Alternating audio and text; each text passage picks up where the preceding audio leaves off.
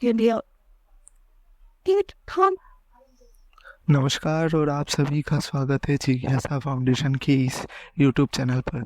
जैसा कि आप सभी लोग देख पा रहे होंगे कि 26/11 हमला जो 2008 में मुंबई पे हुआ था, उसका जो मास्टरमाइंड था तहव्वुर राना, उसे भारत में लाया जाएगा। जी हाँ, भारत में लाया जाएगा। अमेरिका की कोर्ट ने उसे एक्स्ट्राडाइट करने का इजाज़त दे दिया है। जैसा कि आप सभी लोग जानते ही होंगे कि जो 26/11 के हमले हुए थे, उसका जो मेन जो आतंकी हमला था उसमें दो मास्टरमाइंड थे उसके। पहला है ये तहव्वुर राना, जो कि पाकिस्तान में की आर्मी में पहले रह चुका है और फिलहाल वो अमेरिका में है। और दूसरा था डेविड हेनली। डेविड हेनली एक पाकिस्तानी ओरिजिन का ही आदमी है, जो पाकिस्तान से बाहर जाके उसने अपना नाम वगैरह सब चेंज करके वो अमेरिका में रहता था। तो जो 26/11 हमले हुए थे उसमें जैसा कि आप सभी जानते ही हैं कि पाकिस्तान के आतंकी समुद्र के रास्ते बोट पे सवार हो बैठ के मुंबई में घुस जाते हैं। फिर ताज और नरीमन हाउस ज्यूइश को अटैक करते हैं, ज्यूइश जगहों पे अटैक करते हैं। फिर ताज में अटैक करते हैं, लियोपोल्ड कैफ़े आप सभी को पता होगा। तो उन सब जगहों पे तबाही मचाते हैं, आतंक फैलाते हैं। तो उसका जो पूरा जो अटैक का जो प्लानिंग था उस वो किया था लश्कर तैयबा ने। और ये जो आपका जो तहव्वुर राना है, ये भी लश्कर तैयबा का ही आदमी है। तहव्वुर राना जो है वो पहले पाकिस्तान के आर्मी में एज ए डॉक्टर काम करता था। फिर उसने पाकिस्तान के बाहर जाके कनाडा में अपना व्यवसाय शुरू किया, बिजनेस शुरू किया। और इमिग्रेशन पॉलिसीज जो थी, इमिग्रेशन की सर्विसेज देता था उधर पे। उसका उधर पे इमिग्रेशन का बिजनेस था। और उसी के साथ वो लश्कर तैयबा का जो काम था वो कनाडा से ऑपरेट करता था। उसका उसका बचपन का दोस्त था डेविड हेडली, जो कि पाकिस्तानी ओरिजिन का है। उसके नाम पे मत जाएगा, वो था पाकिस्तान का ही था वो। फिर उसने अपना नाम चेंज कर दिया वगैरह वगैरह। जो आपका जो तहव्वुर राना है वो लश्कर तैयबा के वो मुंबई का अटैक्स ऑन बिहाफ ऑफ लश्कर तैयबा रा, राना ने जो आपका जो पूरा ब्लूप्रिंट है, जो अटैक किया था लश्कर तैयबा के बिहाफ पे, उसका पूरा ब्लूप्रिंट राना ने तैयार किया था। उसने मुंबई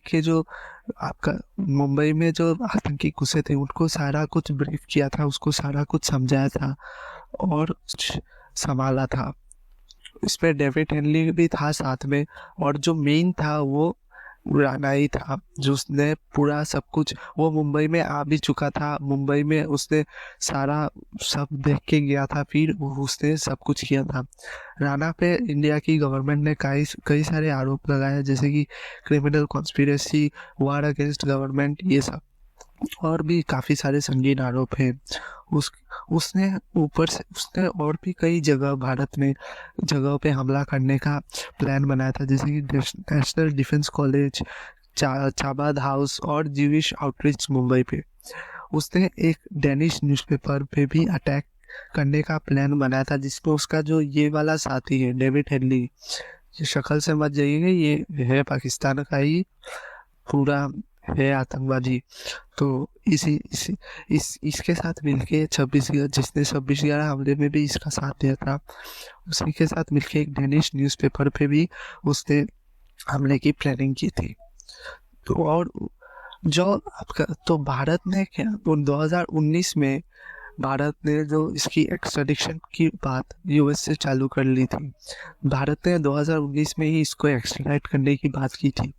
तो तब कुछ हो नहीं पाया, मगर जब बाइडेन एडमिनिस्ट्रेशन आया तो बाइडेन एडमिनिस्ट्रेशन ने ये चीज़ माना कि इसको भारत को सौंप देना चाहिए।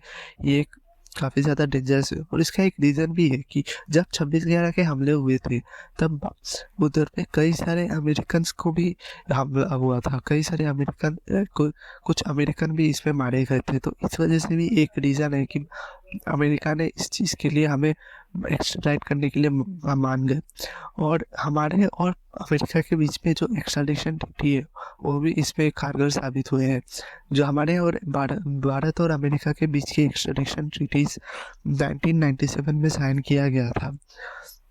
2020 में उस राणा को अरेस्ट किया गया जाता है, उस पर मुकदमा चलता है। फिर उधर की अमेरिका की एक कोर्ट ये मानती है कि राणा का एक मेजर इन्वॉल्वमेंट था 2008 के 26/11 हमलों में, और उसे एक्स्ट्राडाइट करना ज़रूरी है, वरना एक्स्ट्राडाइट करना ज़रूरी है और उसको भारत को सौंप देना चाहिए। तो यही तक था ये पूरा किस्सा। अभी देखते हैं ये कब तक भारत में आते हैं और भारत में आके इसका क्या होता है, और बाकी और भी कई सारी जानकारी के लिए और देश विदेश की घटनाओं के बारे में जानने के लिए हमारे चैनल को सब्सक्राइब कीजिए और हमारा बेल आइकन दबाना बिल्कुल मत भूलिएगा। धन्यवाद। जय हिंद।